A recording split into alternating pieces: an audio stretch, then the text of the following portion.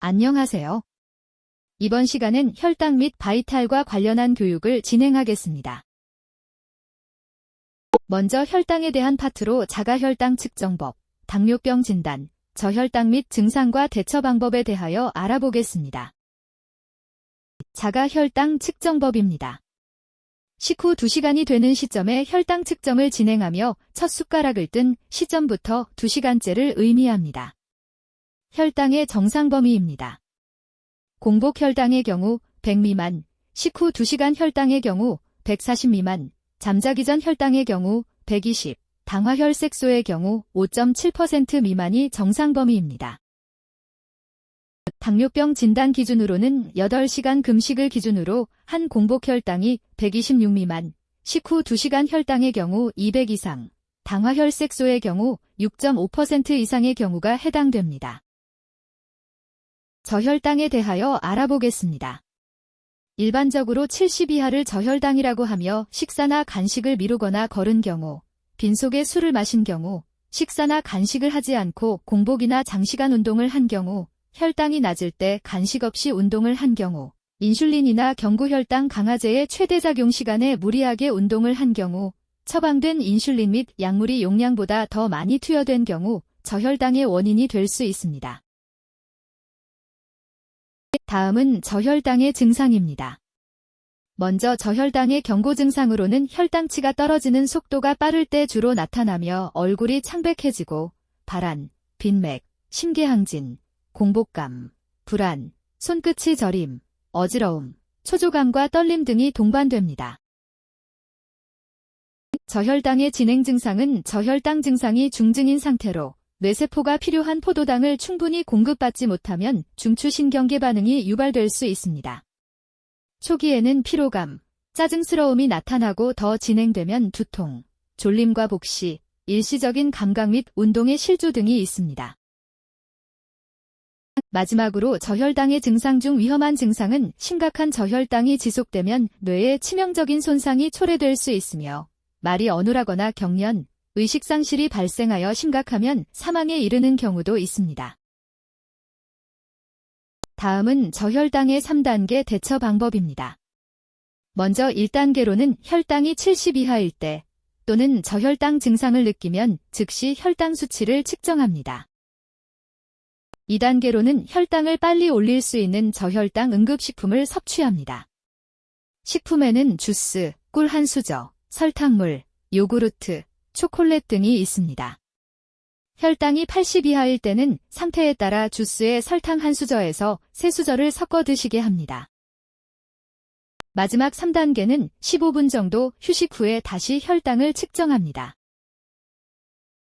다음은 바이탈 교육으로 맥박, 혈압, 체온에 대하여 알아보겠습니다.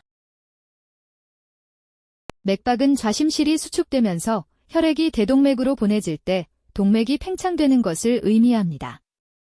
맥박은 심장 및 혈관 상태, 순환의 변화를 예측할 수 있으며 심장에서 신체 각 부분에 혈액을 공급할 때 동맥에서 느낄 수 있는 박동을 맥박이라고 합니다. 정상 맥박의 범위에 대해 알아보겠습니다. 정상 맥박의 경우 1분에 60에서 100회가 정상 맥박이며 섬액의 경우 50회 전후일 때를 의미하는데 심근염, 관상동맥경화증, 뇌압 항진, 고혈압, 영양실조, 황달 등 질병이 있는 경우가 해당될 수 있습니다. 빈맥은 100회 이상일 때를 의미하며 부정맥은 맥박의 리듬이 빨라졌다, 느려졌다 하는 불규칙 상태를 의미합니다. 결손맥, 차질맥, 맥결손이라고도 하며 말초맥박이 심천맥박보다 수가 적은 경우를 맥박결손이라고 합니다. 측정 부위는 요골맥박 등이 해당됩니다. 혈압은 순환기계의 순환 상태를 확인하기 위한 것인데요. 혈압 측정 방법을 알아보겠습니다. 첫 번째, 혈압계 등 준비 물품을 정리하고 혈압계 작동이 잘 되는지 확인 후 대상자에게 측정할 것을 설명합니다. 두 번째, 대상자는 앙화 위로 반듯하게 누운 자세나 상체를 앞으로 숙이지 말고 허리를 편 상태의 앉은 자세에서 안정 상태를 취한 후 상의에 소매를 올리고 손바닥이 위로 향하게 팔을 뻗어 상완동맥 부위를 노출되게 합니다.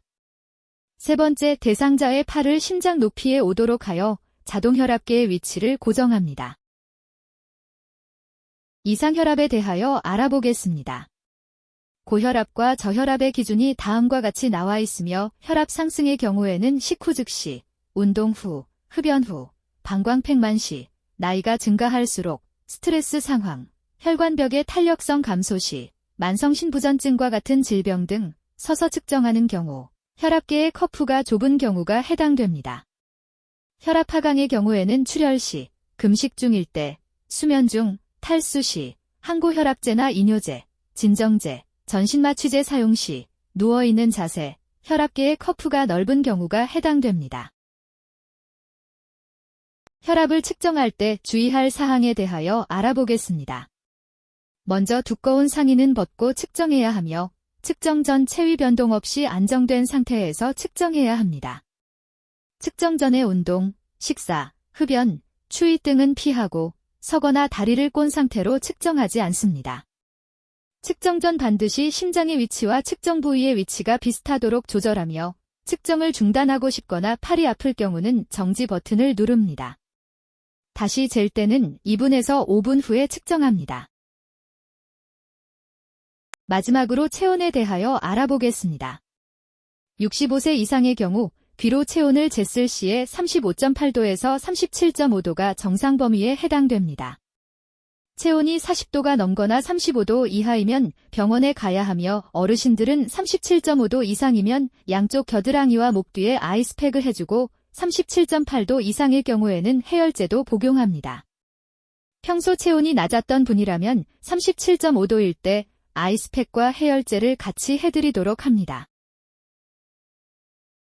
이번 영상도 많은 도움이 되셨기를 바라며 함께하는 노후, 정성을 다하는 손길, 펠리스 요양원입니다. 구독, 좋아요 부탁드립니다. 감사합니다.